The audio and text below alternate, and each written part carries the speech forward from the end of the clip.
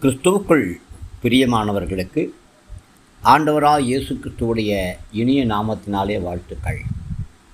இந்த நாளின் தியானத்திற்காக நாம் எடுத்துக்கொண்ட வேத பகுதி ஏசாயாவுடைய தீர்க்கதரிசன புத்தகம் 61ஆம் அதிகாரம் 7வது வசனம். உங்கள் வெட்கத்துக்கு பதிலாக இரண்டத்தனையான பலன் வரும். பிரியமானவர்களே, உங்கள் வெட்கத்துக்கு பதில் 2 மடங்கு பலனை ஆண்டவராகிய கர்த்தர் உங்களுக்கு தருவார். எந்த இடத்திலே நீங்கள் வெட்கப்பட்டீர்களோ, எந்த இடத்திலே அவமானப்பட்டீர்களோ, அதற்கு பதிலாக அதே இடத்திலே நீங்கள் மகிழ்ச்சி அடைவீர்கள். நீங்கள் இழந்து போயிருக்கிற உங்களுடைய சுதந்திர வீதங்கள், உங்களுடைய பாகங்கள் திரும்ப உங்களுக்கு கொடுக்கப்படும். மாத்திரமல்ல, 2 மடங்கு சுதந்திரங்களை கர்த்தர் உங்களுக்கு தருவார். ஆம், நித்திய மகிழ்ச்சியோடு கர்த்தர் உங்களை நடத்துவார். பிரியமானவர்களே, ஆண்டவராகிய கர்த்தர் உங்களுடைய சிறையிருப்புகளை விடுவிக்கும்படியாக விரும்புகிறார்.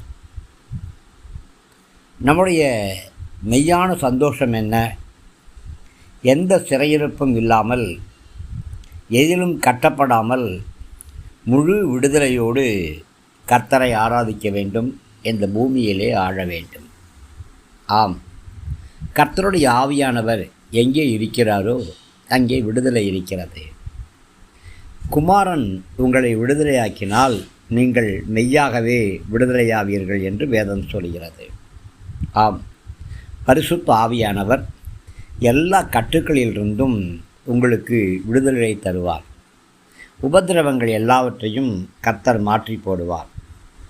இயேசு கிறிஸ்துவுடைய திரு இரத்தம் உங்கள் மேல் தெளிக்கப்பட்டிருக்கிறபடியினாலே நீங்கள் கர்த்தரின் ஆசாரியன் என்று அழைக்கப்படுவீர்கள்.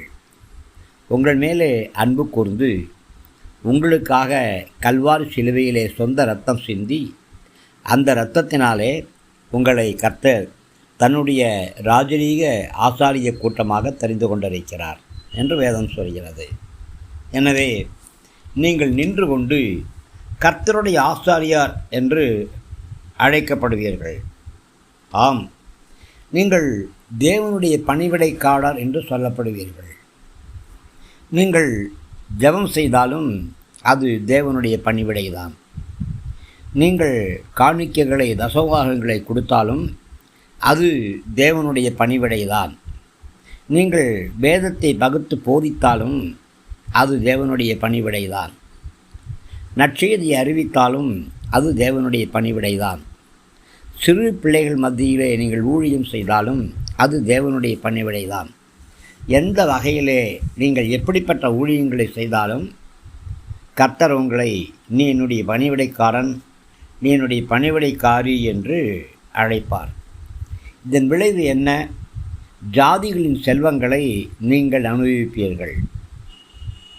யாரெல்லாம் உங்களை ஏமாற்றினார்களோ, யாரெல்லாம் உங்கள் சொத்தை கொள்ளையடித்தார்களோ, அபகரித்தார்களோ, அவர்கள் எல்லாரும் அவைகளை திரும்ப உங்களுடைய கரங்களில் கொடுத்து, அதற்கு மேலாகவும் உங்களுடைய கரங்களில் கொடுத்து, அவர்கள் செல்வங்களை நீங்கள் அனுபவிக்க அவர்கள் உங்களுக்கு உதவி செய்வார்கள். ஆம், அவர்கள் தங்களுடைய மகிமைக்கென்று சேர்த்து வைத்திருக்கிற ஆஸ்திகள், ஐஸ்வர்யங்கள் இதையெல்லாம் உங்களுக்குரியதாக மாறும். தேவன் எடுத்து கொடுப்பார். பிடுங்கி அல்ல, கெடுத்தும் அல்ல, தேவன் அவைகளை உங்களுக்கு எடுத்து கொடுப்பார். எத்தனை காலம்தான் நீதிமன்ற வழக்குகள், எத்தனை காலம்தான் அண்ணன் தம்பி பகைகள், எத்தனை காலம்தான் உறவுகள் மத்தியிலே ஊசலாட்டங்கள். ஆம், இவைகளுக்கு முடிவே இல்லையா? இப்படியே இருக்க வேண்டியதுதானா? நானும் என் பிள்ளைகளும் இப்படியே வாழ்ந்து இப்படியே மரித்து போக வேண்டியதுதானா என்று ஒருவேளை நீங்கள் அங்கலாய்த்து கொண்டிருக்கலாம். இந்த நாளின் காலை வேளையிலே கர்த்தர் உங்களுக்கு சொல்லக்கூடிய காரியம், உங்கள் வெட்கத்துக்கு பதிலாக இரண்டத்தனையான பலன் வரும். 2 மடங்கு ஆசீர்வாதங்களை நீங்கள் பெறுவீர்கள். தேசத்திலே 2 மடங்கு சுதந்திரம் உங்களுக்கு கொடுக்கப்படும். பூமிக்குரிய சுதந்திரமும் கொடுக்கப்படும், ஆவிக்குரிய சுதந்திரமும் கொடுக்கப்படும். ரட்சிக்கப்படாத உங்களுடைய பிள்ளைகள் ரட்சிக்கப்படுவார்கள்.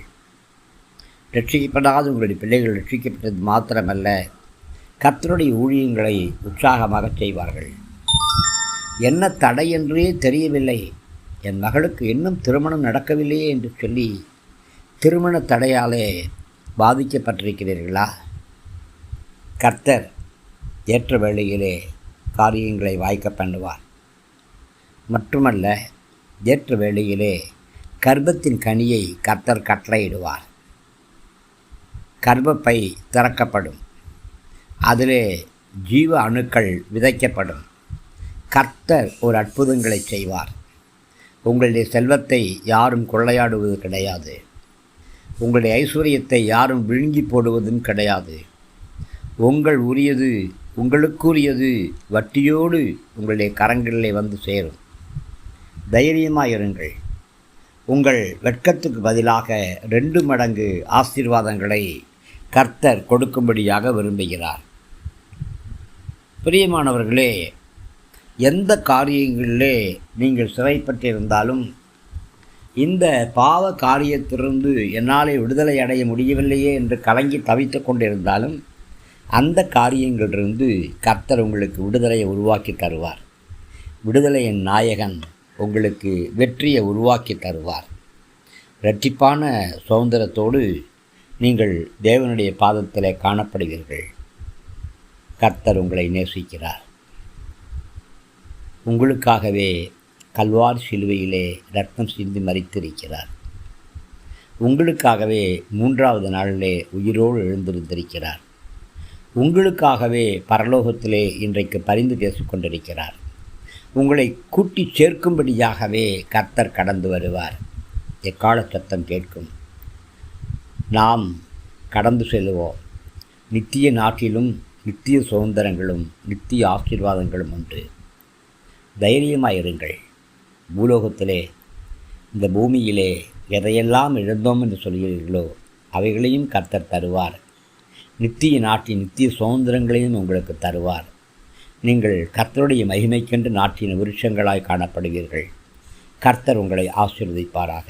ஆமேன், ஆமேன்.